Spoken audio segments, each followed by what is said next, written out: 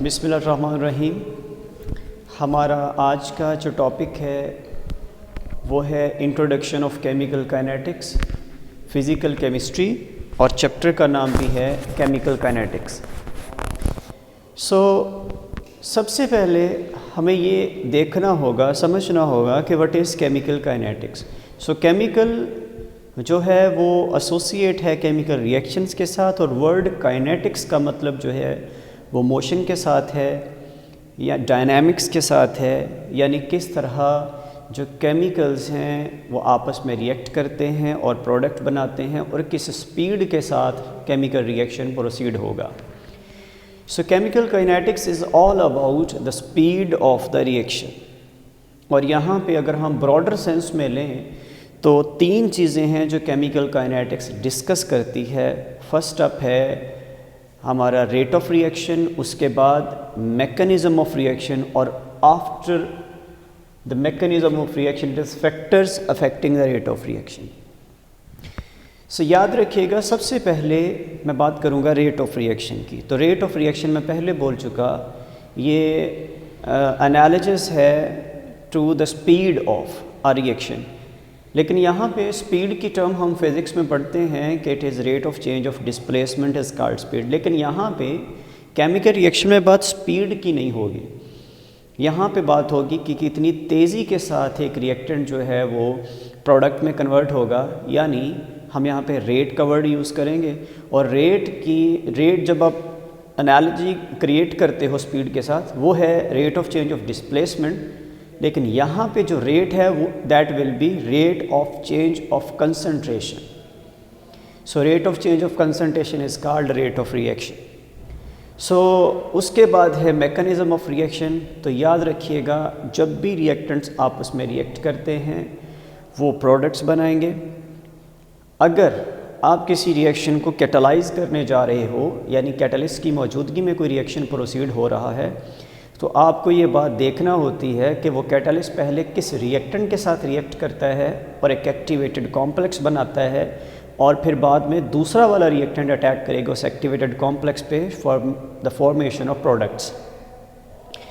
Ultimately आपको ये देखना होगा कि किस तरह कौन सा पाथवे चूज़ करते हैं रिएक्टेंट्स प्रोडक्ट में कन्वर्ट होने के लिए। The pathway which the reactants follow to make product is called mechanism of reaction.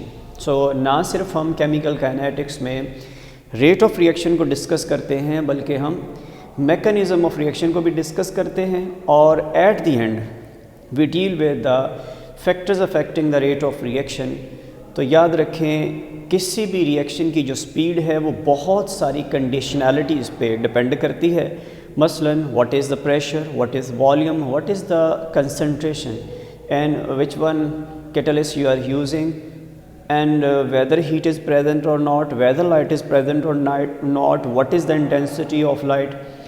ये वो तमाम फैक्टर्स हैं जो किसी भी रिएक्शन की स्पीड को बढ़ा भी सकते हैं, कम भी कर सकते हैं। तो केमिकल काइनेटिक्स में when we are discussing the rate of reaction, at the same time we will have to study और discuss the factors which affect the rate of reaction. Chemical kinetics discuss three things: rate of reaction, mechanism of reaction, and the factors affecting the rate of reactions।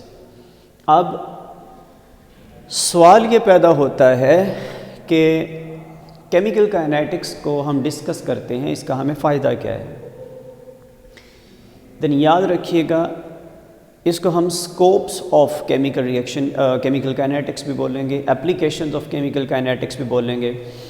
तो याद रखें, अगर हमें किसी भी reaction की speed का पता है, if we know the rate of reaction of some reaction, उससे हमें बहुत जल्दी ऑप्टिमम जो कंडीशंस हैं उनका पता चल जाएगा। यानी कितनी देर में ये रिएक्शन, अगर एक रिएक्शन जल्दी ख़त्म हो रहा है तो हम इंडस्ट्रियली उस रिएक्शन को इस्तेमाल करेंगे, so that we may get the more product in less time.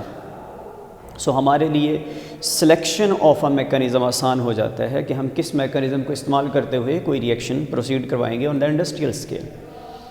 उसके बाद ये हमें ऑप्टिमम कंडीशंस के बारे में नॉलेज देता है कि किन किन कंडीशंस को इस्तेमाल किया जाए जो रेट ऑफ रिएक्शन को अफेक्ट करती हैं, और ताकि हम थोड़े वक्त में मैक्सिमम यील्ड हासिल कर सकें। तो ultimately chemical kinetics is helpful for us to understanding the optimum conditions and for getting the maximum yield.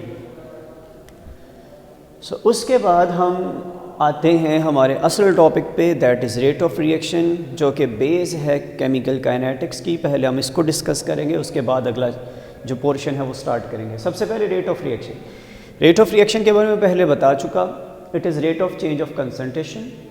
सो मैं यहाँ से इसके यूनिट्स भी फाइंड आउट करूँगा। कंसंट्रेशन का यूनिट होता है मोल पर डीएम क्यूब और टाइम का यूनिट सेकंड होता है। Ultimately the units of rate of reaction will be mole per DM cube per second. So उसके बाद रेट ऑफ रिएक्शन को समझने के लिए एक छोटा सा रिएक्शन है जिसमें ए जो है रिएक्टेंट है, बी हमारे पास प्रोडक्ट्स हैं। तो जब आप इसका रेट ऑफ रिएक्शन लिख रहे होंगे, rate of reaction is rate of change of concentration.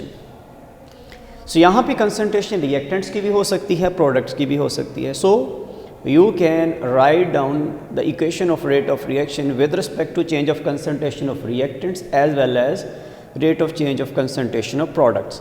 So this is the rate of change of concentration, that is A, rate of change of concentration that is B. But एक फ़र्क याद रखना होगा आपको, bye convention आप जब rate of reaction को with respect to change in concentration of reactants लिखते हो साथ माइनस आएगा, और जब rate of change of concentration with respect to products आएगा साथ प्लस आएगा।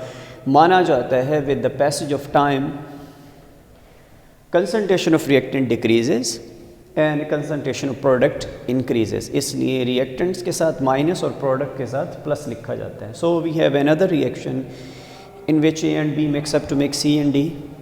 सो जब आप इसका रेट लिख रहे होंगे तो आप चारों के हिसाब से रेट लिख सकते हैं। We can conclude the 4 equations for writing down the rate of reaction, that is rate of change of concentration of A with respect to B, with respect to C and with respect to D.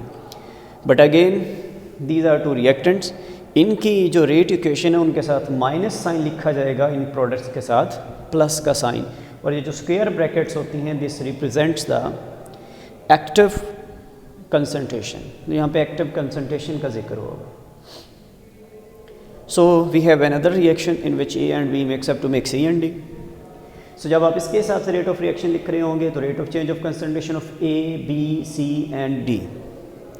लेकिन यहाँ पे जो number of moles हैं which are represented by the small letters like A, small B, small C and small D. So वो जो तमाम factors होंगे वो रेट इक्वेशन में 1/a, 1/b, 1/c and 1/d उनको नीचे लिखा जाएगा।